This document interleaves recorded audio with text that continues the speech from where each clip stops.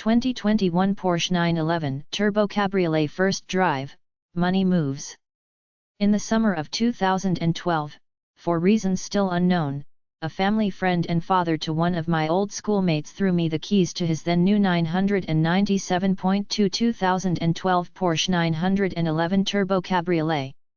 He took delivery of this GT Silver over Red Streak just a few days before he jetted out of town for business, so naturally, he thought the best course of action was to entrust his fresh 493 HP super toy to a college-aged ultradweeb for a few days. That week of sublimating on ramps and hosting high-speed joyrides with friends and family left this nascent enthusiast dazed and confused, like some sort of weird vehicular DMT bender.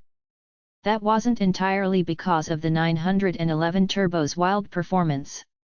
The sharpest memory of that week-long blur occurred while charging around my friend's quiet Dallas neighborhood. An unforeseen dip in the road sheared the front splitter from its side clips, causing the plastic lip to pooch out from either side of the fascia-like dental headgear. Thankfully, the only lasting damage was $400 out of my savings and a scuffed ego. That, and now my neck always prickles when I see the yellow dip sign. 2021 Porsche 911 Turbo Cabriolet, Lip Service.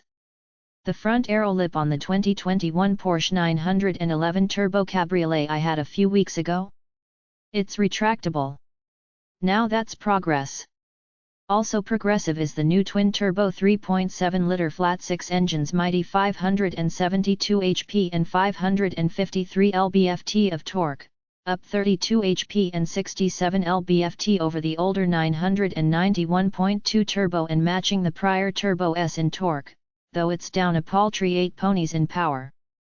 Compared to its faster, stronger, and more outgoing sibling, clipping the S from the 992 turbo rounds up 68 horses behind the barn and puts them out of their misery. It also sheds 37 lb-ft of twist. It's uncanny to describe such an excessive and outrageous car as lesser than, but such is the nature of the 911 genus. Before you get lost in the spec breakdown, know this, in no uncertain terms, the 992 turbo with or without a roof is a supercar. Just like the 911 turbos that came before, it suffers the same visual homogeny with the contemporary Carrera, but watch the driver of that McLaren 570s you just blew the orange paint off of scramble to find that extra suffix at the end of the turbo script on your rear decklid. They won't find a thing, and by the time they realize the dusting happened at the wheels of a humdrum S-less turbo, you'll already be a high-pitched whistle on the horizon.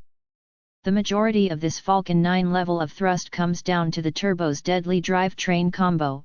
The only transmission available is Porsche's absurdly quick PDK 8-speed dual-clutch automatic.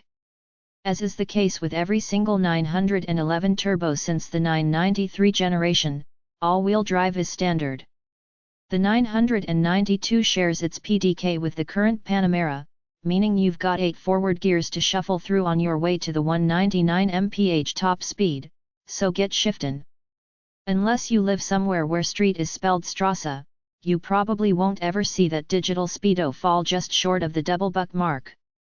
You can, however, snap your neck and marmalade your eyes on the reg from stoplight to stoplight or corner to corner with the 992 turbo's preposterous acceleration. Porsche claims 0 to 60 miles per hour is cracked in 2.7 seconds for the coupe or 2.8 seconds for the cabriolet. Translated from Porsche speak, expect our test team to shave that down to somewhere in the mid to low 2s when they get their hands on one. After all, Porsche pegs the 0 to 60 sprint for the Turbo S officially at 2.6 seconds, and we cut that down to 2.3 seconds during testing, making it the second quickest production car we've ever pounded down our test track. 2021 Porsche 911 Turbo Cabriolet, Power Moves. That's all theory.